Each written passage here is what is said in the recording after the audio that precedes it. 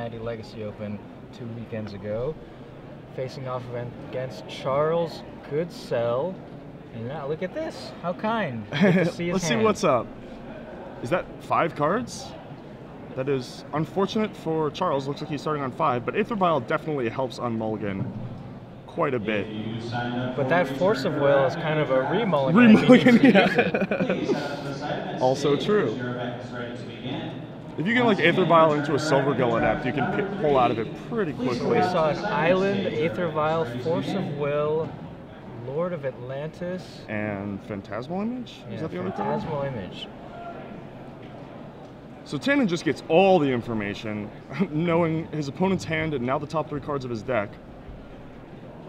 Looks like they're good enough to keep, and he will pass the turn. An Echoing Truth drawn for Charles. That's not the best card in these spots. That's kind of a card you want to draw later. Ooh, that's And with huge. that perfect information, even without the perfect information, dazing a turn 1 Aether Vial is usually a good play here. Yeah, that is a huge blowout. I'm surprised Charles didn't even fight over it. Force pitching Echoing Truth might have been a worthwhile line to consider, but Charles is going to maintain his cards, fight over something a little more threatening than a daze. Delver also not worth fighting over, and Tannon has his clock in line. A standstill for Charles. That would have gone really well with that Aether Vial, but with no second land or Aether Vial in play, it is not too pretty. I'm wondering here if Charles was on autopilot and just agreed to that counterspell going through. It does seem like with a land light hand, Aether Vial is a card that you want to fight over. Agreed. So now we see the infamous Upkeep Brainstorm. This is one of the flavors of Brainstorm that I'm not a big fan of, but it's going to get to flip the Delver of Secrets. It does flip the Delver 100% instead of the 50% or whatever the other chances are. You know, of a random card flipping it. And I suppose that one of the big draws to this play for Tannon right now is that he knows his opponent is missing land drops, so he wants to flip the Delver immediately and close out the game before Charles can draw out of it. Revealing a Stifle off of the Delver of Secrets upkeep trigger.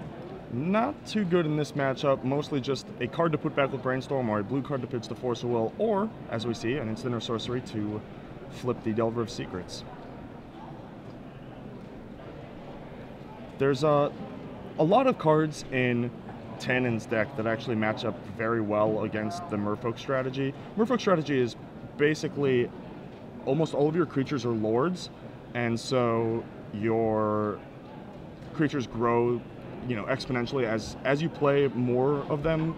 They all get better, but that's kind of soft to spot removal because not only does it take out one of the threats, but it weakens all of your other ones. And Tannon has Lightning Bolts and Dismembers, or just one Dismember, in addition to Grim Lavamancer as a one-of with a second in the board. So that's pretty good against the Merfolk deck. And here we see another probe revealing Merfolk of the Pearl Trident, Lord of Atlantis, Standstill, Echoing Truth, Force, Image. Master of the Pearl Trident. Basically the reprint of Lord of Atlantis that does not affect your opponent's Merfolk. Which we've actually seen come up before with Mutavault, strangely enough. There's that second land. Let's see if this is the beginning of the comeback trail for Charles. He leads with Lord of Atlantis. Tannon looks like he's fingering a daze there, considering also just letting it resolve. I have to imagine this is going to be a daze. A single Lord, not too threatening as you said, just a 2/2. So it does get dazed. Force of Will pitching Phantasmal Image to try and save that Lord of Atlantis. Now Charles chooses to fight. Tannon allows it. You'll also note that he has a Brainstorm in hand with a fetch land in play and chose not to do it. Draws another Brainstorm. I'm getting all hot and bothered over here in the booth. So, with Tannon Grace has the 3/2 Insectile Aberration versus a 2/2 Lord of Atlantis here. Certainly has an advantage because the aberration flies, but now Charles is starting to establish that Lord chain. Yes. He is quite behind on life, going to 10 this turn, and it looks like a hardcast dismember, Wow. taking out the Lord of Atlantis. You hardly ever see that. Yeah, usually pay at least some life for it.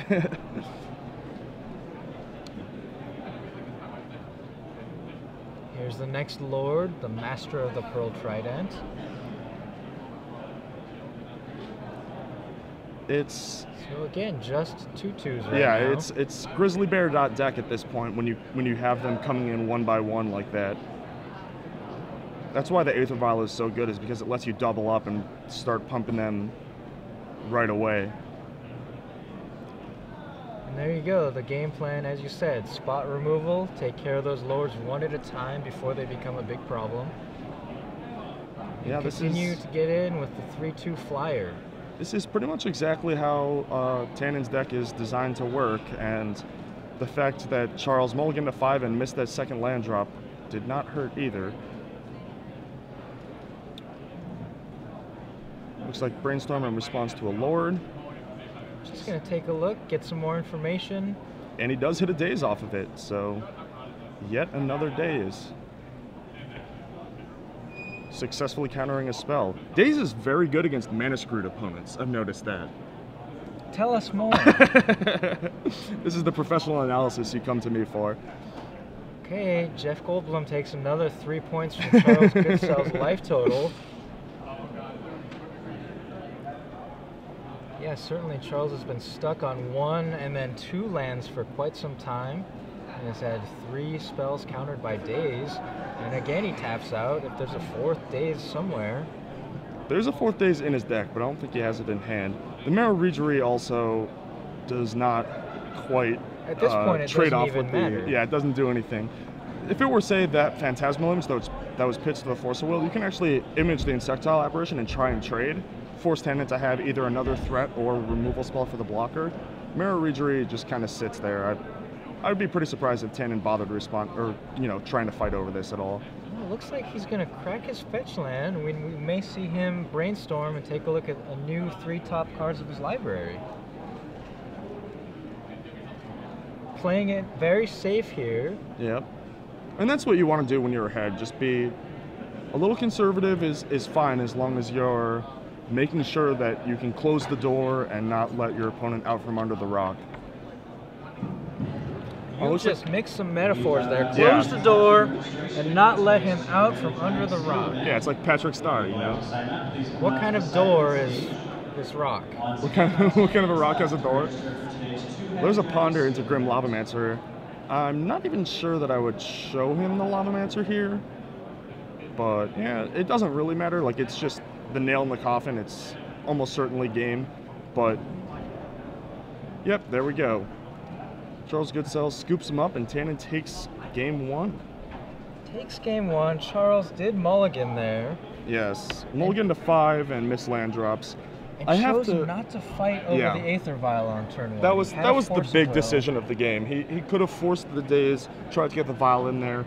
It's possible that Tannon could have forced back or something, but like if that Aether Vial was in there and Charles was able to deploy his threats at a much faster clip, it's possible he could have outpaced the removal spells and started getting that that sort of snowbally effect that the Lords have. Yeah, and could have deployed some threats through the dazes as well. Yes, some of the Lords were removed, a Dismember and a Lightning Bolt, but at least one of them was countered. Yeah, there was definitely a couple of dazes hitting creatures there that the Aether Vial, in addition to being a pseudo ramp spell and giving them pseudo flash, it also makes them uncounterable because it puts them directly into play. So, looking at the sideboard, it looks like it gets even uglier for Charles Goodsell, as Tannon Grace has some more removal spells, in addition to a one of Bonfire of the Damned, which is some pretty sick tech that I think Drew Levin played it first in his Young Pyromancer deck, but it's... And in Legacy, it really doesn't matter when you draw it because you can put it back on top of your library with a Brainstorm. Yep, or you can ponder into it and leave it on top. There are a lot of cool things you can do. You can actually Brainstorm, if you ponder or Brainstorm into it on your turn, you can put it on top and then pass, and then Brainstorm into it on their turn and miracle it then. my. Yeah, a lot of cool things you can do with that card. He actually has a split of 1 Electrickery, 1 Bonfire of the Damned, and that's the type of effect that Drew was looking for, but he was a little underwhelmed with Electrickery and was trying to think of, what are some one-sided Pyroclasm effects, because you don't want to kill your own Dark Confidants. And after a little consideration, he realized Bonfire of the Damned, the standard card, although not anymore, but at the time, the standard card fits right into this strategy. So he does have 1 Bonfire. He has a 2nd Grim Lavamancer, in addition to 2 Red Elemental Blasts, which are obviously insane against the mono blue Merfolk deck. So Baleful Strix is maybe not so good, thanks to the Island Walk that many of the Lords grant the Merfolk creatures. Electrickery probably fine, but not great. It can kill a Phantasmal Image. It catches Curse Catchers and Silvergill Adepts. It's possible. You can also use Electrickery to team up with a Lavamancer to take down a 3/3 Lord, so that the Lavamancer can take out the other Lord. Right. Once you get 2 Lords on the board, they pump each other up. They're both 3/3s, and that can get them out of mounting Lavamancer problem. range. Yeah.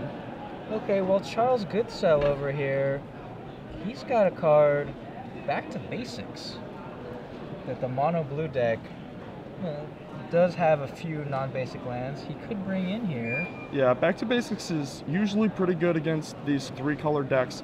The Delver deck is a little more aggressively stanced, that, a 3-mana enchantment is not likely to be that great, both because you could either be so far behind that you're dead anyway, or you could be under enough pressure you can't take the turn off to play a 3-mana enchantment, or it could just be dazed or Red Elemental Blasted, and then you time walked yourself, You spent 3 mana for something that was killed by something that cost either 0 or 1.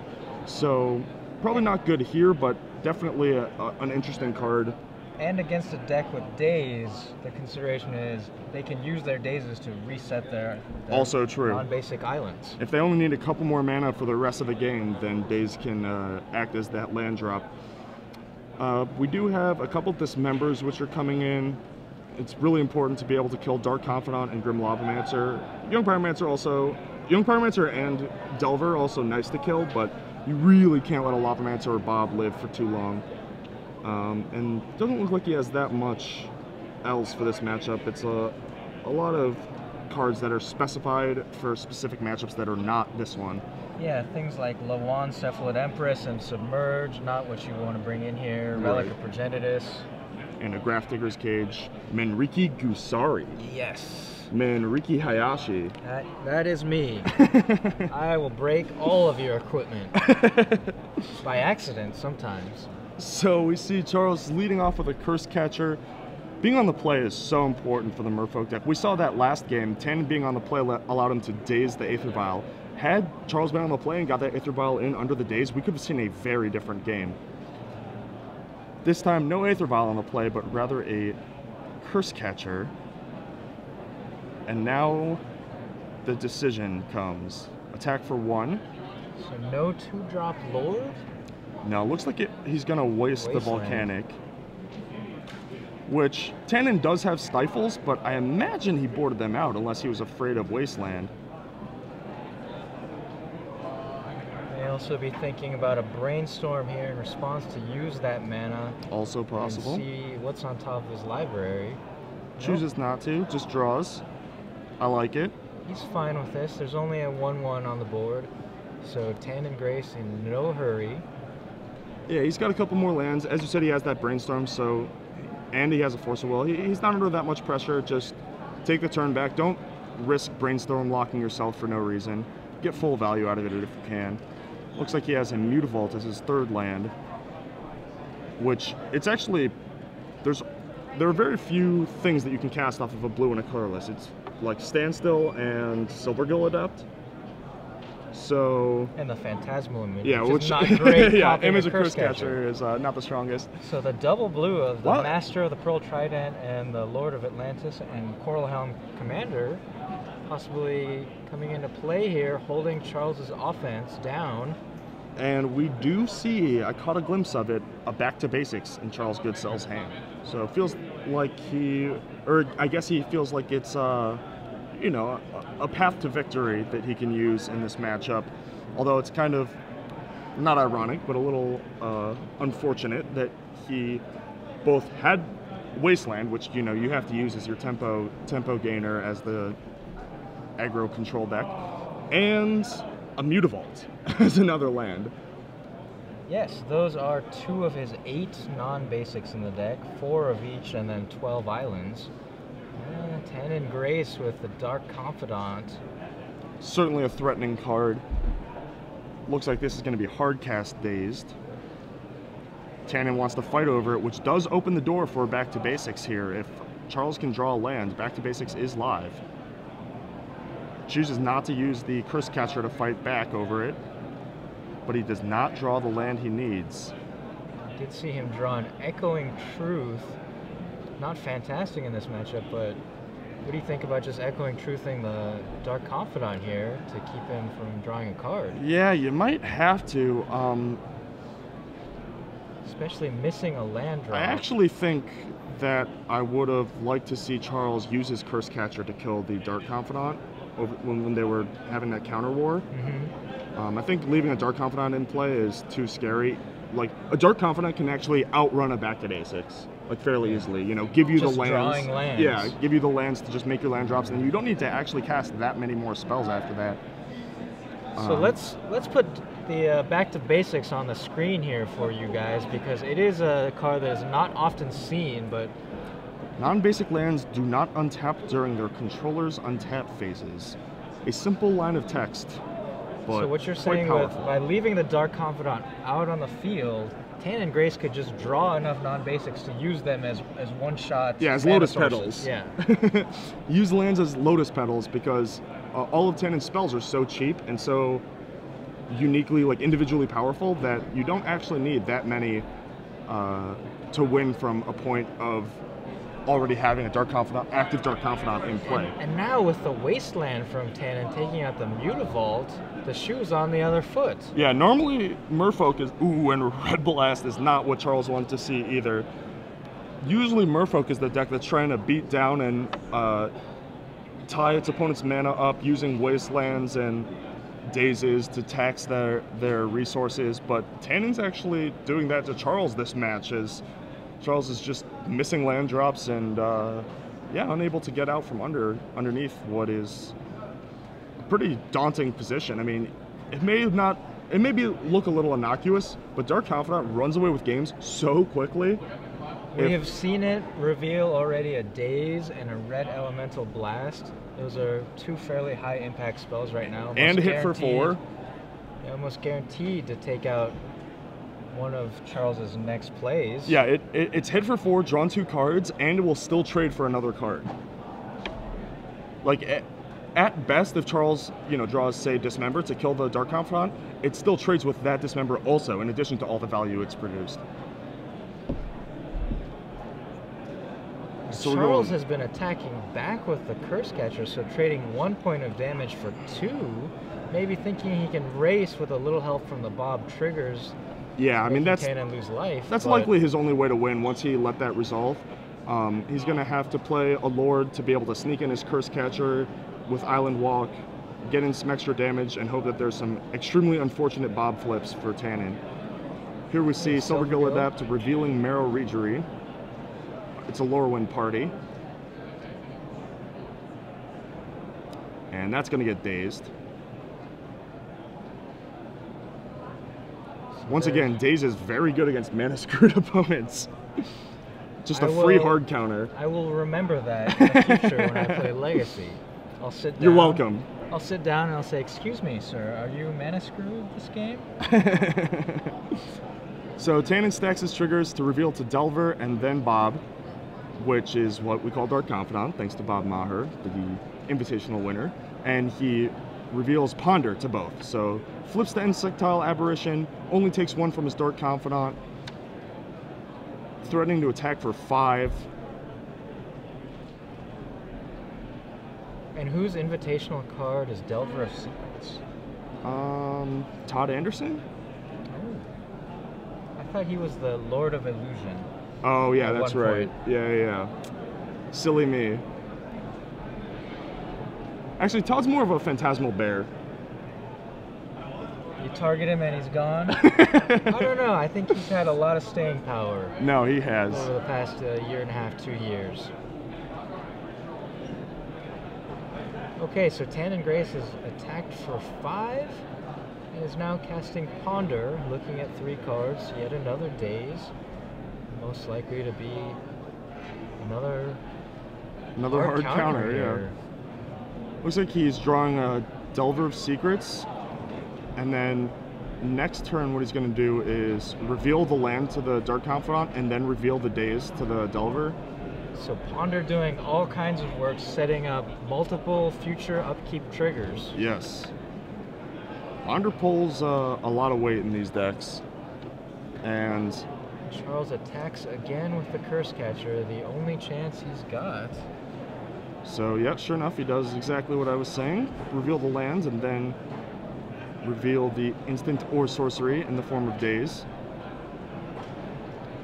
The Insectile Aberration army is coming across. It's a 2-turn clock right now, but they are both the same name, so Charles can theoretically Echoing Truth. He knows about a Red Blast at the very least. And Daze on top of the deck with a Brainstorm in hand, I think, is what we're seeing also. Hardcast Daze. Force. Getting rid of that, exiling the back to basics. Yeah, that Charles was kind of hoping would have an impact, but never got to the 3 lands he needed to cast it. Much too little, much too late. The back to basics when you're behind on board is not exactly optimal. A lot of the cards in this Merfolk deck rely on already being ahead on board, such as Standstill. So the fact that you're entering this late game or mid game already behind on board is very damning. Like it's very hard to come out from underneath that as a Merfolk player. You're building your deck with a bunch of assumptions that are all surrounded in assuming that you're already ahead on board by the time turn 4 and 5 roll around. 2. So Charles's only chance is, he doesn't even wait for the trigger. Let's say the only chance is a 6-drop, probably none in Tannon Grace's deck. And he reveals Emrakul, oh my god! It is, not Emrakul, but I've heard of Darksteel Colossus in Vintage being revealed to Bob. I remember back in the day when I played a lot of Eternal in the Midwest with Owen Turnwald. He designed this awesome deck with 3 Platinum Angels in it and Dark Confidant, so you're revealing like 7s to your Dark Confidant. He's like, no, it's okay that you're like almost dead because you play your Platinum Angel and then you can't die.